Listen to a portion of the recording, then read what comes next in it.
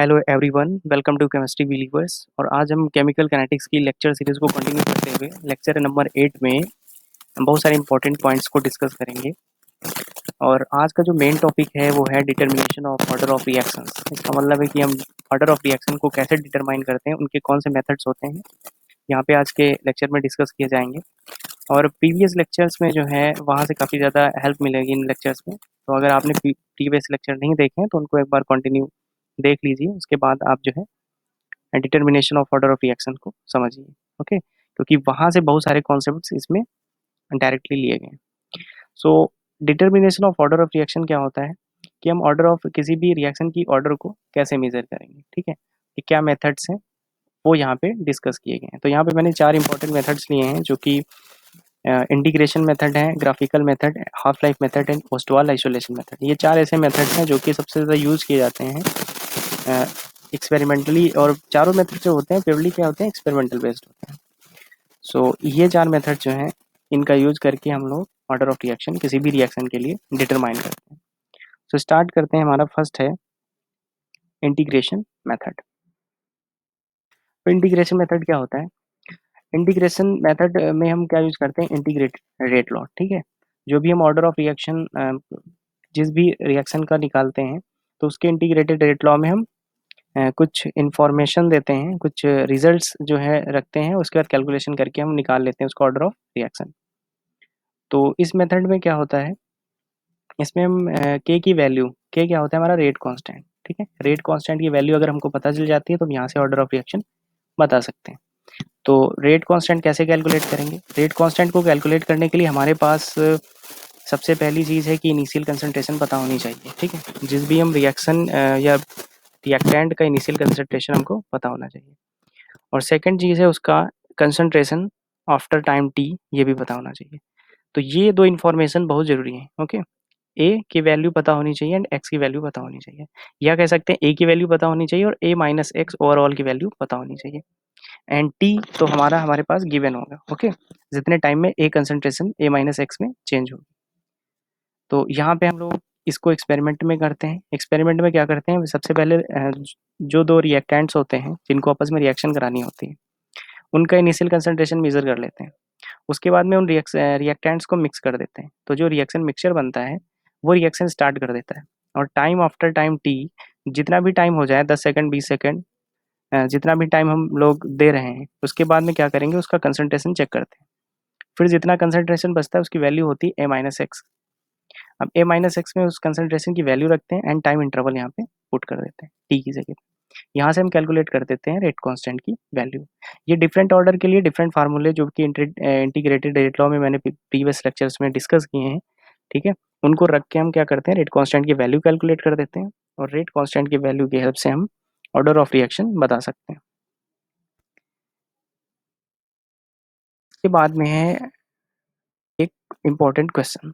Okay, इस question को देखेंगे और ये क्वेश्चन इंटीग्रेशन मेथड से रिलेशन नहीं रखता है, लेकिन ये इम्पॉर्टेंट क्वेश्चन है इसलिए मैंने इसको बीच में रखा है।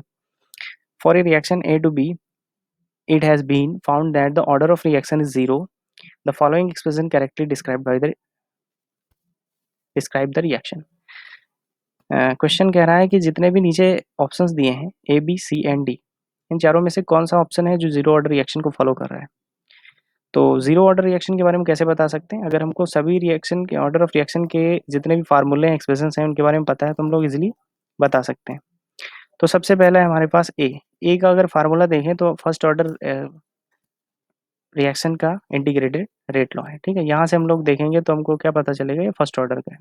अगर आपने पढ़ रखा है ऑलरेडी तभी आप बता सकते हैं। ओके, तो आप अगर आपने इस चीज़ को नहीं सीखा है तो आप प्रीवियस लेक्चर में जाके सीख लीजिए। मैंने वहाँ पे सारी चीज़ों को 1 बाय 1 ब्रीफली डिस्कस किया है, ठीक है। वहाँ से आप लोग इस क्वेश्चन को बहुत ईजिली हैंडल कर सकते हैं। और आगे भी आने वाले क्वेश्चन हैं वो प्रीवियस लेक्चर पे बेस्ड होंगे। सो के की वैल्यू यहाँ पे जो भी दे रखी है वो फर्स्ट ऑर्डर रिएक्शन के लिए आती है। बी की वैल्यू, इसका कोई सीधा फार्मूला नहीं पड़ा है, ठीक है। इसको हम लोग क्या करेंगे, डिराइव करेंगे। और जो थर्ड है सी, सी की वैल्यू अगर हम देखेंगे तो ये भी हम लोगों ने डायरेक्टली पढ़ा है फर्स्ट ऑर्डर रिएक्शन के हाफ लाइफ के बारे में, ठीक है। हाफ लाइफ का फार्मूला जो होता है for first order reaction 0.693 rate constant. And अगर डी की बात करें तो डी भी हमारा क्या है, ये हमारा किस ऑर्डर का रिएक्शन, ये हमारा सेकेंड ऑर्डर के रेट लॉ का एक्सप्रेशन है। ठीक है, डी वाला जो ऑप्शन है वो क्या है, सेकेंड ऑर्डर रिएक्शन के रेट लॉ का, सॉरी सेकेंड ऑर्डर के हाफ लाइफ का एक्सप्रेशन है। तो यहाँ पे हमको ये इन्फॉर्मेशन ऑलरेडी पता थी, बी के बारे में हमको नहीं पता है। ठीक है, इसको कैसे हम कैलकुलेट करते हैं, हमको पता है कि जो जीरो ऑर्डर रिएक्शन होता है, क्योंकि यहाँ पे जीरो ऑर्डर रिएक्शन की बात की गई है, और तो जीरो ऑर्डर रिएक्शन का जो रेट डिफरेंशिएटिव जो लॉ होता है उसका, वो होता है minus D A by D T is equal to K A not. Okay, यहाँ पे ए रिएक्टेंट है इसलिए यहाँ पे माइनस डी है। ओके, मैंने बताया है सेकंड लेक्चर में कि माइनस यहाँ पे क्यों लगता है। तो इसकी वैल्यू जो है वो हो जाती है minus D is equal to K D T. अब यहाँ से इसको इंटीग्रेट कर देते हैं, डिफिनेट इंटीग्रल करते हैं between the limit of zero to T, तो हमको क्या एक्सप्रेशन मिलता है, ये वाला एक्सप्रेशन मिल जाता है बी वाला। तो यहाँ से हम लोग डायरेक्टली बता सकते हैं कि ये जीरो ऑर्डर का एक्सप्रेशन है। ओके, तो ये क्वेश्चन काफ़ी ज़्यादा इंपॉर्टेंट है, और ये नॉलेज चेक वाला क्वेश्चन है कि हमने प्रीवियस में जो सीखा है वो अगर नहीं याद है तो हम इसको नहीं कर सकते हैं। सो कंटिन्यू रिवाइज करते रहिए, और जो भी अगर आपने लेक्चर्स नहीं देखे हैं तो उनको जो है देखिए। के बाद हमारा जो फर्स्ट मेथड हम लोगों ने पढ़ा था इंटीग्रेशन मेथड, सेकंड हम लोग पढ़ेंगे ग्राफिकल मेथड। ग्राफिकल मेथड क्या होता है, ऑर्डर ऑफ रिएक्शन को डिटरमाइन करने के लिए ये भी बहुत ज़्यादा इंपॉर्टेंट मेथड है। ये भी एक्सपेरिमेंटल बेस्ड होता है। इसमें क्या करते हैं हम लोग, इसमें भी हम क्या करते हैं, कोई भी रिएक्शन, ओके, कोई भी रिएक्शन मिक्सर ले लेते हैं, रिएक्शन ले लेते हैं, रिएक्टेंट ले लेते हैं, रिएक्टेंट को रिएक्शन करवाते हैं। तो जो उसका इनिशियल कंसंट्रेशन होता है, सबसे पहले उसको हम लोग क्या करते हैं, कैलकुलेट करते हैं। उसके बाद में जो इनिशियल कंसंट्रेशन होता है उसको कैलकुलेट करने के बाद उसको रिएक्शन मिक्सर रिएक्टेंट्स को मिक्स कर देते हैं, उसका रिएक्शन मिक्सर को रख देते हैं कुछ देर के लिए। ठीक है, कुछ टाइम के लिए रख देते हैं। जब तक वो रिएक्टेंट्स आपस में रिएक्शन करके प्रोडक्ट बनाते हैं तो उसकी कंसंट्रेशन को बाद में मेजर करते हैं, फिर उसकी कंसंट्रेशन को नोट डाउन करते हैं। ओके, उसके बाद में हम लोग जो भी हमारे पास ग्राफ पहले से हम लोगों ने जान रखे हैं डिफरेंट टाइप्स की ऑर्डर ऑफ रिएक्शन के बारे में, उन ग्राफ्स को हम लोग प्लॉट करते हैं उनकी रिएक्टेंट के अकॉर्डिंग। तो उसके हिसाब से जो ग्राफ हमारा बन के आता है उस ग्राफ को हम मेजर चेक करते हैं कौन सी ऑर्डर का रिएक्शन है, कैसा ग्राफ मिल रहा है। ठीक है, तो वहाँ से हमको इन्फॉर्मेशन पता चल जाती है कि ये जो ग्राफ है अगर जीरो ऑर्डर का आ रहा है तो वो जीरो ऑर्डर रिएक्शन होगी, फर्स्ट ऑर्डर का आ रहा है तो फर्स्ट ऑर्डर रिएक्शन होगी, ये जो भी ऑर्डर का जो जैसा भी ग्राफ आ रहा है जिस भी ऑर्डर से मैच कर रहा है, तो हमको यहाँ से ये इन्फॉर्मेशन मिल जाती है ग्राफिकल मेथड से कि वो ऑर्डर ऑफ रिएक्शन क्या होगा। ठीक है, किसी भी रिएक्शन के लिए। तो यहाँ पे कुछ ग्राफ्स हैं, और जो कि मैंने प्रीवियस लेक्चर में सारे ग्राफ्स के बारे में बताया, हर एक ऑर्डर ऑफ रिएक्शन में मैंने बहुत सारे जो इंपॉर्टेंट ग्राफ्स थे उनके बारे में मैंने बताया है। तो यहाँ पे कुछ ग्राफ्स मैंने ले रखे हैं, सारे ग्राफ्स यहाँ पे नहीं है। ठीक है, कुछ ग्राफ्स क्योंकि मैंने ऑलरेडी डिस्कस कर रखा है ग्राफ्स के बारे में, और बेसिक मैथ्स के लेक्चर में मैंने ग्राफ प्लॉट के बारे में बता रखा है, वहाँ से भी काफ़ी ज़्यादा हेल्प मिलती है एक्सपेरिमेंटल बेस्ड क्वेश्चन में। सो उनको ज़रूर देखिए। ठीक है, उनको देखे बिना आप लोग जो है डायरेक्टली नहीं समझ पाएंगे इन चीज़ों को। सो जो रेट है, रेट और कंसंट्रेशन के बीच में, ओके, ये सेकेंड ऑर्डर का जो ग्राफ बनाया गया है यहाँ पे, ठीक है, रेट एंड कंसंट्रेशन के बीच में, तो ये पैरेलल ग्राफ है। एंड जो हमारे पास ये है रेट एंड कंसंट्रेशन ए के बीच में, वो हमारा क्या है, ये स्ट्रेट लाइन आएगा, स्लोप है इसमें। ठीक है, तो यहाँ पे पता कर सकते हैं, अगर हमने ड्रॉ किया रेट वर्सेस ए के बीच में, अगर हमको क्या मिल रहा है, स्लोप वाला ग्राफ मिल रहा है, पॉजिटिव स्लोप वाला ग्राफ मिल रहा है, तो हमको क्या पता चलेगा कि वो किस ऑर्डर का रिएक्शन है, हम लोग इजीली डिटरमाइन कर सकते हैं। ओके, यहाँ पे ग्राफ क्या है, जैसे एक ग्राफ हमने पढ़ा था first order reaction, first order reaction में किसके बीच में पढ़ा था, log A minus x and time के बीच में हमने पढ़ा था। ठीक है, तो क्या मिला था, स्ट्रेट लाइन मिलता है।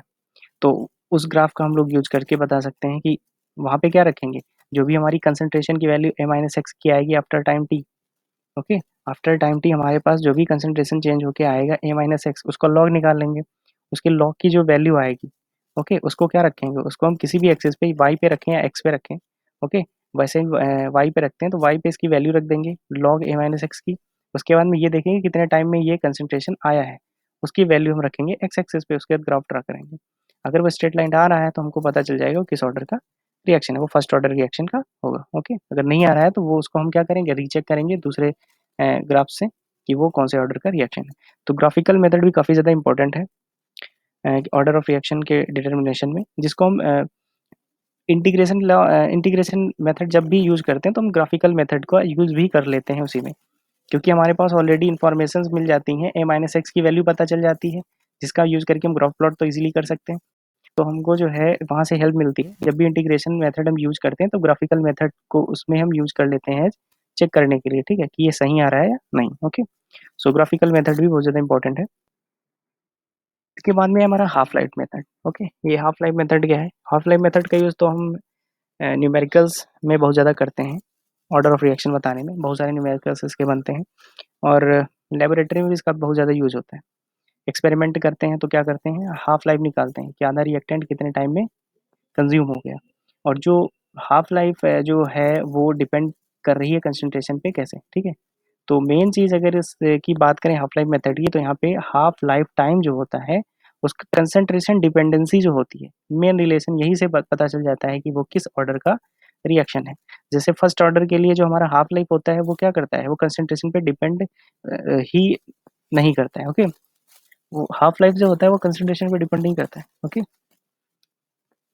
यहाँ पे ये चीज़ याद रखना कि हाफ लाइफ की बात कर रहे हैं, ठीक है, कि हाफ लाइफ उसकी कंसंट्रेशन पे डिपेंड नहीं करता है, जबकि उसका जो रेट होता है वो डिपेंड करता है कंसंट्रेशन पे, और जो हाफ लाइफ होता है वो कंसंट्रेशन पे डिपेंड नहीं करता है। ओके, a⁴ का मतलब 1 होता है। ओके, तो यहाँ पे कंसंट्रेशन पे बिल्कुल भी डिपेंड नहीं करता है।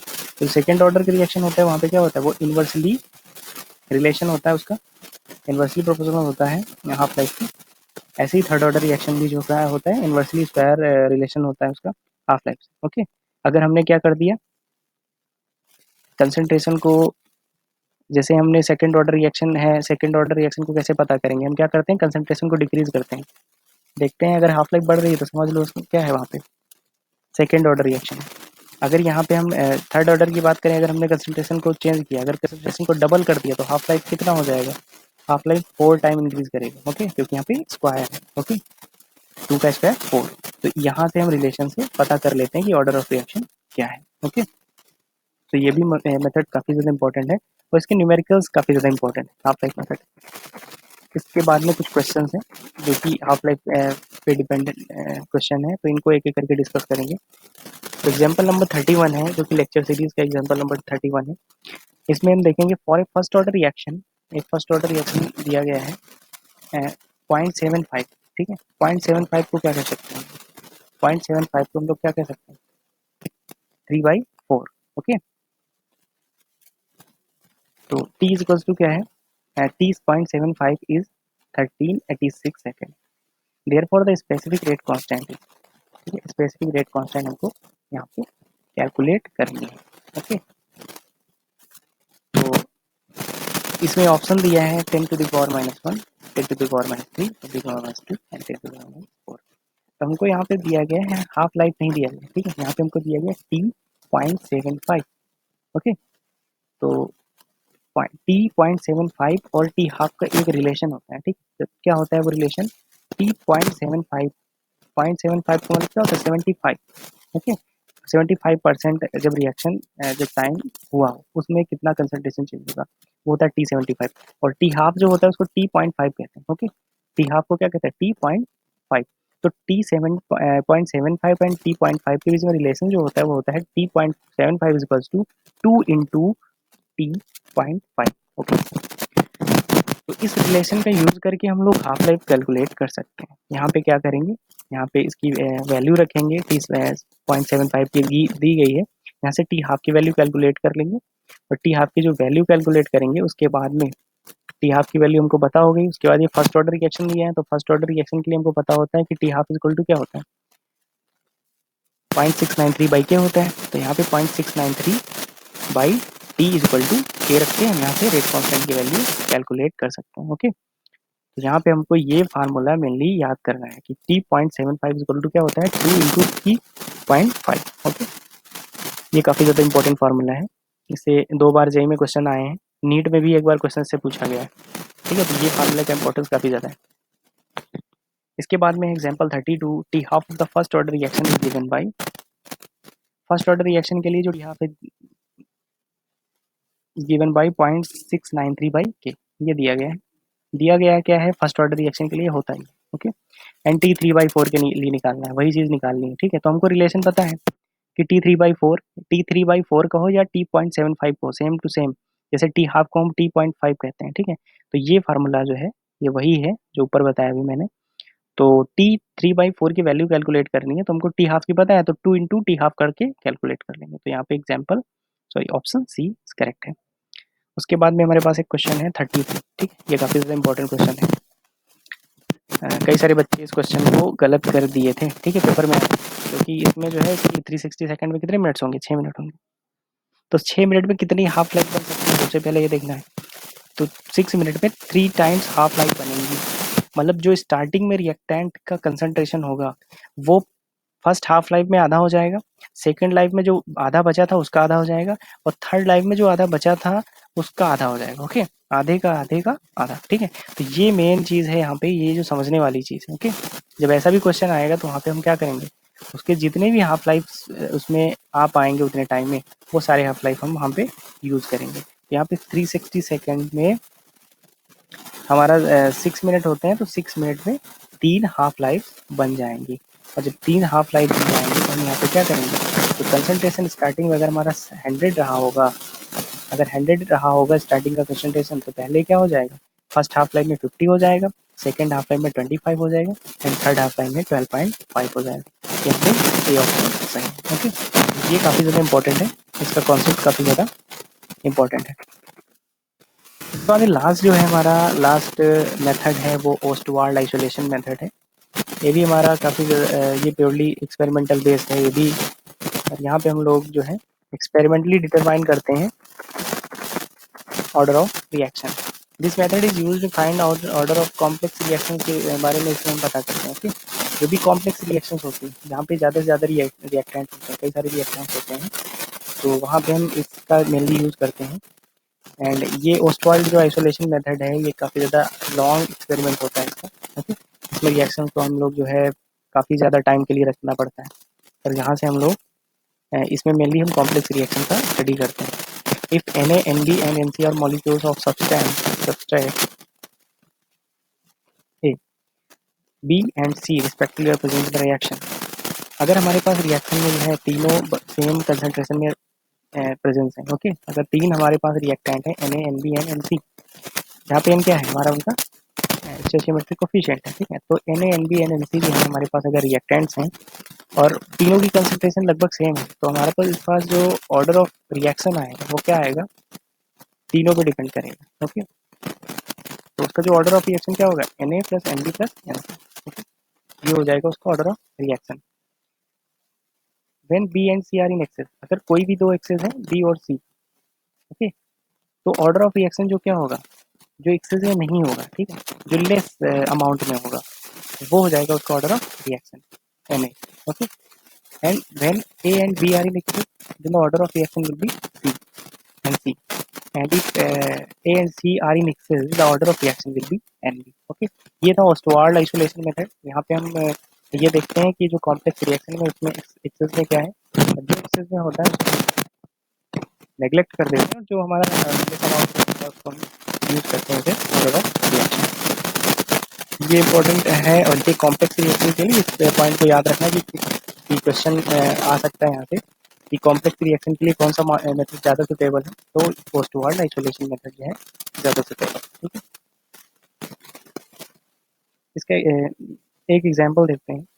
When the initial concentration of the reactant was doubled, the half life become half, what should be the order of reaction. क्या है कि अगर हम उसका जो रिएक्शन का जो कंसंट्रेशन है उसको अगर डबल कर दें, okay, initial concentration double, half life become half. अगर उसके कंसंट्रेशन को हम डबल कर रहे हैं तो उसकी हाफ लाइफ क्या होगी, आधी हो जाएगी। ठीक है, what should be order of. तो सबसे पहले अगर ऐसे टाइप के क्वेश्चन आते हैं तो हम उनका क्या करते हैं, उनका रेट लॉ लिखते हैं। ओके, उसका रेट लॉ लिखते हैं, और रेट लॉ क्या लिखेंगे, रेट लॉ किसी भी ऑर्डर रिएक्शन के लिए हम क्या लिख सकते हैं, rate is equal to K e to the power n। Okay, यहाँ पे n क्या हो सकता है, कोई भी ऑर्डर ऑफ रिएक्शन हो सकता है, हमको नहीं पता है कौन सा ऑर्डर ऑफ रिएक्शन के यहाँ पे n यूज करते हैं। ओके, तो रेट के लिए अगर हम यहाँ पे ये यूज कर रहे हैं तो यहाँ पे हम टी हाफ के लिए यूज करेंगे, एंड टी हाफ का हाफ। ठीक है, क्योंकि यहाँ पे क्या कह रहा है कि जो उसका इनिशियल क्वेश्चन का ऊपर reaction double, half life become half. ठीक है, उसकी जो हाफ लाइफ है क्या हो जाती है, हाफ हो जाती है। तो T.5 T.5 पे हमारा जो है वो क्या होगा, A/2। ओके, कंसंट्रेशन क्या होगा, A/2।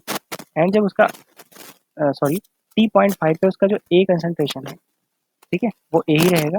और जो 0.5/2 पे उसका जो कंसंट्रेशन होता है और ज़्यादा आधा हो जाता है, ठीक है। तो A/2 A को हम A/A/2, ओके, यहाँ पे क्या होगा, A/A/2। ये 2 ऊपर जाएगा, ये हो जाएगा 2A/A। यहाँ से A and A cancel out हो जाएगा और यहाँ पे हमको क्या मिलेगा, 2 = 2 to the power n-। यहाँ पे n की वैल्यू जो कैलकुलेट करेंगे वो क्या आएगी, यहाँ पे थोड़ा मिस्टेक है, यहाँ पे 1 होना चाहिए, ठीक है, यहाँ पे 1 होना चाहिए, ठीक है। ओके, तो इसको हम 1 लिखेंगे, तो यहाँ पे n = क्या आ जाएगा, 2। और ये हो जाएगी कौन सी ऑर्डर की reaction, second order reaction. Okay, तो आज के लेक्चर में हम लोग बस इन्हीं मेथड्स को डिस्कस करेंगे और नेक्स्ट आने वाले लेक्चर में हम लोग पढ़ेंगे effect of temperature on rate of reaction, जो कि काफ़ी ज़्यादा इंपॉर्टेंट है, अरेनियस इक्वेशन।